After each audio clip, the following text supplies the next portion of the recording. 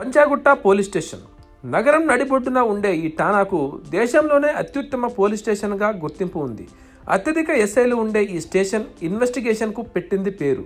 అలాంటి పోలీస్ స్టేషన్కు నిర్లక్ష్యం, అవినీతి ఇప్పుడు వెంటాడుతుంది. అది ఎంతగా అంటే ఒక పోలీస్ స్టేషన్లో సిఐ నుండి హోంగార్డ్ వరకు మొత్తం సిబ్బందిని ట్రాన్స్ఫర్ చేసేంత. ఇంతకీ ఆ పోలీసులు ఎందుకు ట్రాన్స్ఫర్ అయ్యారో వివరాలు తెలుసుకుందాం. నగరం నడిబొడ్డున ఉన్న పంజాగుట్ట పోలీస్ స్టేషన్ విఐపి జోన్లో ఉందని చెప్పొచ్చు.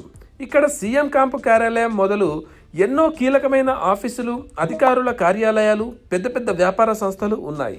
ఈ ఠాణాలో పనిచేసేందుకు పోలీస్ శాఖలో ప్రతి అధికారి ఊవిల్లూరుతారు. ఇన్స్పెక్టర్ పోస్టు కోసం ఏకంగా మంత్రుల స్థాయిలో పైరవీలు చేయించుకుంటారనే టాక్ ఉంది. వివిధ రాష్ట్రాలు, కేంద్రపాలిత ప్రాంతాల్లోని పోలీస్ స్టేషన్ల నిర్వహణ, పనితీరు తదితరాలను బేరుజు వేస్తూ కేంద్ర హోం మంత్రిత్వ శాఖ బెస్ట్ ఠాణా అవార్డు ఇస్తుంది. ఈ అవార్డులను ప్రారంభించిన మొదటి సంవత్సరంలోనే ఈ పోలీస్ స్టేషన్కు దేశవ్యాప్తంగా ఉత్తమ పోలీస్ స్టేషన్గా గుర్తింపు వచ్చింది. దీంతో నగరంలోని నేషనల్ పోలీస్ అకాడమీలో శిక్షణ పొందుతున్న ఐపీఎస్లతో పాటు ఇక్కడ పర్యటనకు వచ్చిన వివిధ రాష్ట్రాల, దేశాల మంత్రులు, అధికారులకు ఈ మోడల్ ఠాణాని చూపించేవారు. అది ఒకప్పుడు ప్రజాభవన్ దగ్గర జరిగిన ఒక యాక్సిడెంట్ స్టేషన్ రూపురేఖల్ని మార్చేసింది. ప్రజాభవన్ ముందు జరిగిన యాక్సిడెంట్ కేసులో బోధన్ మాజీ ఎమ్మెల్యే షకీల్ కొడుకు సాహిల్ని తప్పించి మరొకరిపై కేసు పెట్టారని అప్పట్లో పనిచేస్తున్న సిఐ దుర్గారావును సస్పెండ్ చేశారు సిపి.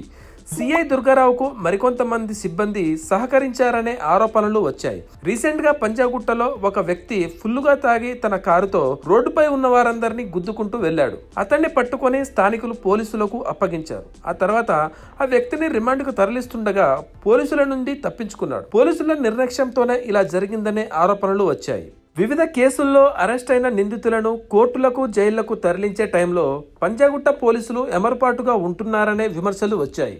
నిందితులకు సహకరిస్తూ వారి బంధువులతో మాట్లాడే అవకాశం కల్పిస్తున్నట్లు ఉన్నతాధికారుల దృష్టికి వచ్చింది. నెల క్రితం డ్రంక్ అండ్ డ్రైవ్ లో పట్టుబడి న్యూసెన్స్ క్రియేట్ చేసిన ఇద్దరిని ట్రాఫిక్ పోలీసులు పంజాగుట్ట పోలీసులకు అప్పగించగా వారిద్దరూ పోలీసుల నుండి పారిపోయారు. గతంలో ఇదే పిఎస్ కి చెందిన ఇద్దరు కానిస్టేబుల్స్ పెట్రోలింగ్ డ్యూటీకి చేస్తూ లిక్కర్ తాగుతూ పట్టుబడ్డారు. ఇదే పిఎస్ లోని ఓ ఎస్ఐ మహిళా బాధితుల పట్ల అనుచితంగా ప్రవర్తించినట్లు ఆరోపణలు వచ్చాయి. మెరిడియన్ హోటల్ విషయంలో కూడా అలసత్వం వహించి ఒక వ్యక్తిని హాస్పిటల్కి తీసుకెళ్లకపోవడంతో అతడు చనిపోవడం జరిగింది. ఇదంతా ఒక ఎత్తు అయితే, ఈ స్టేషన్ అప్పట్లో ప్రగతి భవన్ కి దగ్గరలో ఉండడంతో ఈ స్టేషన్లో పోలీసులకు, నాయకులకు చాలా మంచి సంబంధం ఉండేది. దీంతో ఈ స్టేషన్లో తమకు అనుకూలంగా ఉన్నవారినే నియమించుకుంది అప్పటి ప్రభుత్వం. ఇప్పుడు ప్రభుత్వం మారడం, కొత్త ప్రభుత్వంకి సంబంధించిన అన్ని విషయాలు బయటకు లీక్ అవ్వడం సంచలనం సృష్టించింది. అంతేకాదు సీఎం రేవంత్ రెడ్డి సెక్యూరిటీ కదలికల్ని సైతం లీక్ చేస్తున్నారని సమాచారం కూడా అందరినీ కలవరపెట్టింది.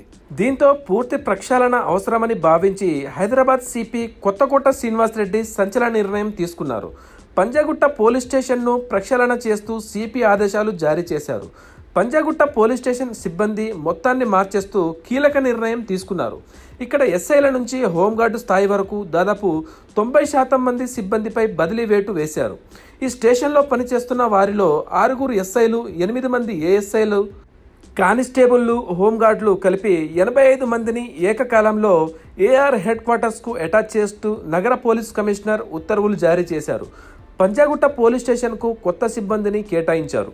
నగరంలోనే వివిధ పోలీస్ స్టేషన్ల నుంచి పంజాగుట్ట పిఎస్కు కొత్త సిబ్బందిని నియమించారు. ఒకే పోలీస్ స్టేషన్ నుంచి 85 మంది సిబ్బందిని బదిలీ చేయడం ఇదే మొదటిసారి. ఇప్పటికే 82 మందికి కొత్తగా పోస్టింగ్లు ఇచ్చారు. సివిల్ వివాదాల్లో తలదూర్చిన ట్రాన్స్ఫర్తో పాటు సస్పెన్షన్ ఉంటాయన్నారు పోలీస్ ఉన్నతాధికారులు. ఆరోపణలు వచ్చిన ప్రతి పోలీస్ స్టేషన్పై స్పెషల్ బ్రాంచ్ పోలీసులతో ఇంటర్నల్ ఇన్వెస్టిగేషన్ చేయించి రుజువైతే చర్యలు తీసుకుంటామన్నారు.